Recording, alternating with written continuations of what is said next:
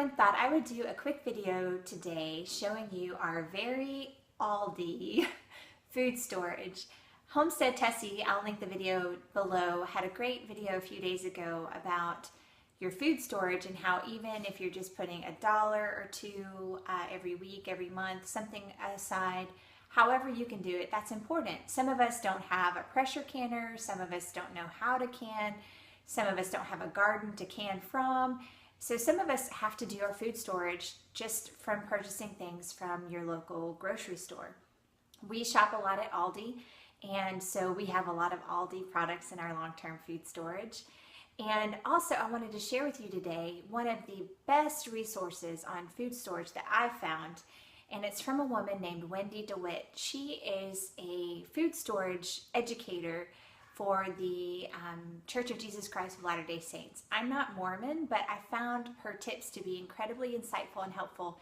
And she even has a free PDF, two free PDF booklets that I think are wonderful resources for anyone wanting to start a simple home food storage program in their home that can use just regular stuff that you eat every day. Also, two things that I want to highlight from her books are egg storage. I didn't realize this, but when you purchase eggs, you can actually take the food grade mineral oil, which is, you find it in the pharmacy section of your grocery store, and you warm the oil in your hands and then you put a coating around the eggs, and they can actually store at a cool temperature for a year with that mineral oil coating around them. Now, if you have chickens that lay eggs, evidently they store naturally in cool, dry storage areas because they have a natural coating that protects the egg. Also, Wendy DeWitt, she has an egg substitute recipe that you'll find in the PDFs that I'm going to link below, and it uses unflavored gelatin. So if you're trying to make a shelf-stable pantry meal and the recipe calls for eggs, you can use unflavored gelatin and water, mix those together. She has a recipe for that, and substitute that for the egg in the recipe. So I'll link those down below, and they were great resources for me. There's a video, and I'll link to her PDFs. I actually printed my PDFs at Office Depot because they have a laser printer, so if they get wet, they won't run like my inkjet. So that's just another tip that you might want to do so that you have it handy for a long time. So this is just our everyday pantry. You'll see it's kind of bare. There's not a whole lot in here. It's just the stuff that is open and that I'm using every day.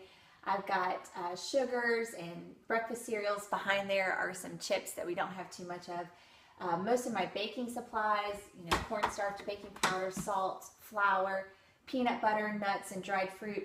This is like the what do we want to call it? Like the regular meal stations. I've got our breads, pasta, canned vegetables. Down lower, let me see if I can get you there.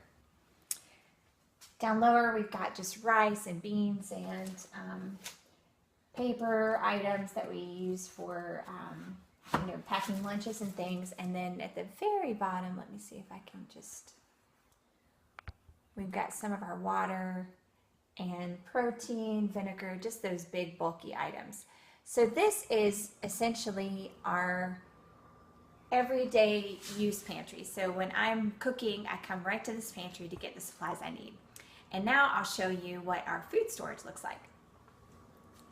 So by no means do we have a full year of food stored, but we do have what I guess most people would call a working pantry. So when I run out of things in the everyday pantry, I come and basically shop here. And when I use something out of this pantry, I just have this little, it's up here with an S-hook and a clip. I don't know if you can see that. It's one of those like bag chip clips from the Dollar Tree. And I just have it up here with an S-hook. I write down what I've taken out of this pantry so that when I go shopping, I just know to replenish what's in here.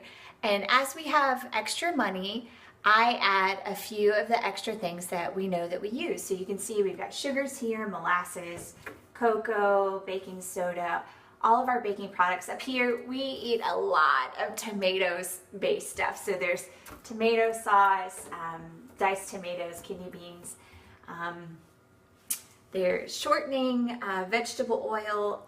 Back in the corner, you can't see it, but I've got like a major stash of canned pumpkin. We love pumpkin bread, and so when Aldi has canned pumpkin, I really stock up.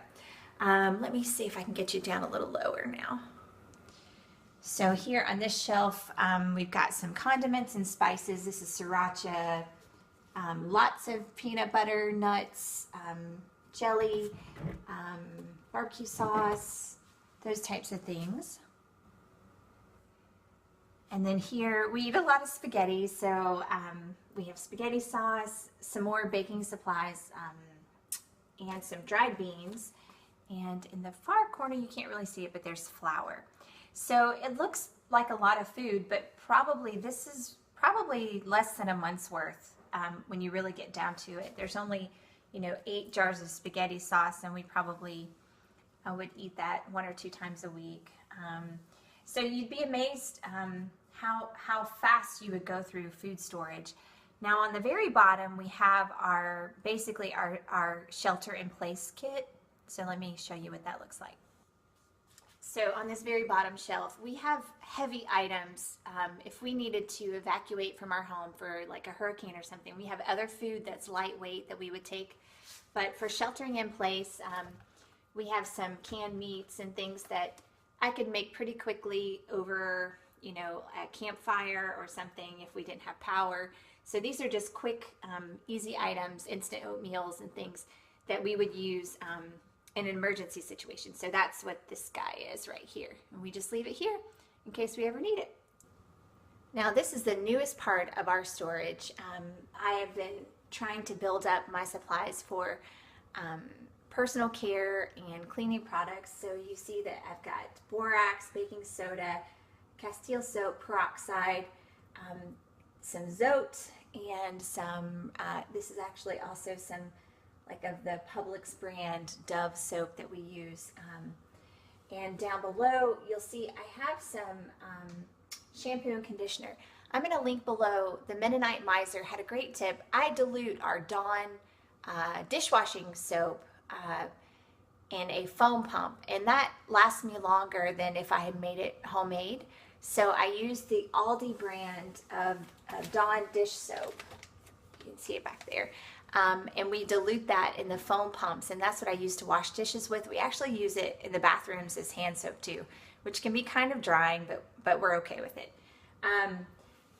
So I've always diluted that soap, but I never really thought a lot about diluting my hair care products. And the Mennonite Miser had that as one of her tips. And now probably there's only like 3 packs of shampoo and conditioner. That would probably last me now probably half the year, if not maybe a little bit longer. I take a squeeze style water bottle that we got at a conference or something, and I fill it 2/3 of the way with water and then 1/3 of the way with shampoo, and it provides plenty of sudsing to wash my hair. And I do about half water, half conditioner, because I like that to be a little thicker. And so far, I don't know, you guys tell me, my hair's wet this morning, but it's clean. So that's what I do to stretch that part of our budget. Down further, let me see if I can show you some more. There's nothing really spectacular down here, just some paper products. We've really cut back on our use of paper towels. This is some of my soap making supplies I've been putting aside. And then last but not least, you can probably, there it is, kitty food. Oh look, there's a kitty. Perfect timing. So I hope seeing what's going on in our house is helpful and gives you some ideas of how you can begin a small food storage. Like I said, in here, it's probably only 3 to 4 weeks of food if realistically we couldn't get to the grocery store for a while. So for me, I just kind of look at this as a peace of mind kind of thing. When I'm making dinner, I don't have to worry that I'm out of something, because usually I've got a backup inside the pantry.